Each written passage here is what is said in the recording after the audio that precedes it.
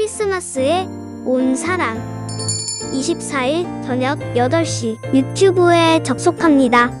청탄카드를 기록해주세요. 삼행시에 참여해주세요. 가족과 이웃에게 카드와 선물을 전달합니다. 25일 저녁 7시 유튜브에 접속합니다. 함께 예수님의 생일을 축하해요. 함께 기도하는 시간을 갖습니다. 많은 참여 부탁드려요. 메리 크리스마스. 주님을 더욱 알기 원하네. 나 주님을 더욱 알기 원하네. 내 마음 다해 내 평생의 소원, 내 주님 한 분만 간절히 알기 원하네. 내 평생의 소원, 내 평생의 소원, 내 마음 다하여 주님을 알기 원하네. 성도들이 하나님의 백성으로 살아가는데 힘이 되어지는, 우리로 하여금 하나님의 백성으로 살아가게 하는 그 두 가지 동력을 오늘 우리 말씀에서 이야기하고 있습니다. 하나님을 아는 지식이 없으면 정작 내 삶 속에서 내가 살아갈 그 하나님과의 더 깊은 관계를 경험하지 못하기 때문에 하나님의 말씀을 들어도 깨닫지 못하는 거예요. 또 깨달아도 그 말씀대로 살 힘이 없는 거예요. 하나님을 아는 지식이 우리가 깊어지게 되면 그 말씀이 얼마나 큰 능력인가를 알게 되는 거예요. 속히 오시겠다고 하신 예수님의 약속, 그 약속이 바로 이루어지지 않은 것은 그 약속이 변개된 것이 아니에요. 폐기되거나 포기되어진 것이 아니에요. 그것은 바로 택하신 백성을 구원하시기 위한 하나님의 배려입니다. 그리고 예수님은 반드시 이 세상에 재림하시어 그 하나님의 나라를 완성하실 것입니다. 바로 그 하나님의 나라에 대한 우리의 소망, 그리고 재림주로 이 세상에 오시는 예수님은 재림주일 뿐만 아니라 심판주이시에요. 그래서 성도들에게는 상급의 부활로, 그리고 불순종한 자들에게는 멸망의 부활로 심판하시는 것입니다. 바로 이 미래에 대한 우리의 약속이, 하나님의 그 약속이 확실하면 우리는 이 땅에서 하나님의 말씀에 순종하고 그 뜻을 이루어드리게 되는 것입니다.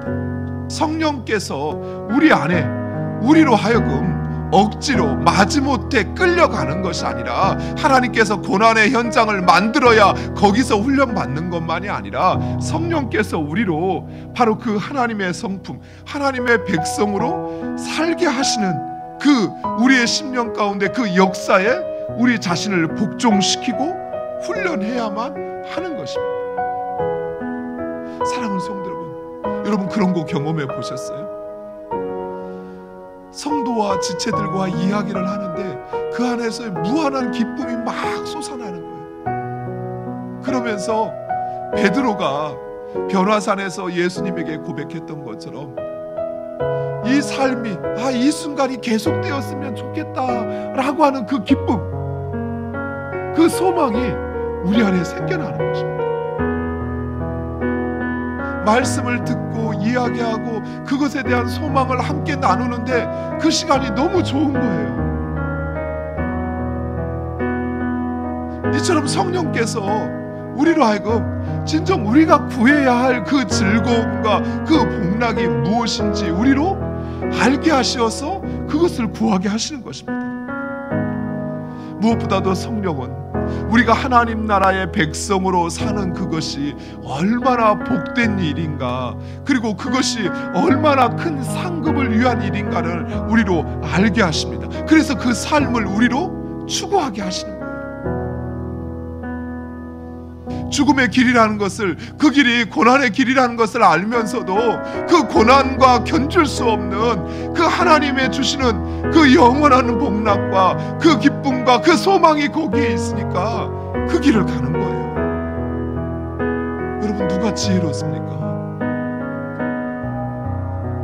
십자가의 길을 가서 십자가에서 죽으신 예수님이 지혜롭습니까? 아니면 물질에 눈이 어두워서 자신의 스승을 팔아먹은 가룟 유다가 지혜롭습니까? 내 앞에 있는 물질만 보면 가룟 유다가 지혜롭죠. 그러나 영원한 소망을 가진 우리에게는 그 예수 그리스도의 죽음, 그 죽음 너머에 있는 부활을 보기에, 그리고 그 부활 너머에 있는 하늘 보좌 우편에 왕 되신 예수 그리스도를 보기에 그 십자가가 지혜로운 것입니다. 성령께서 우리 마음에 그렇게 하신다는 것입니다. 문제는 이러한 성령의 역사를 사단이 방해한다는 것이에요.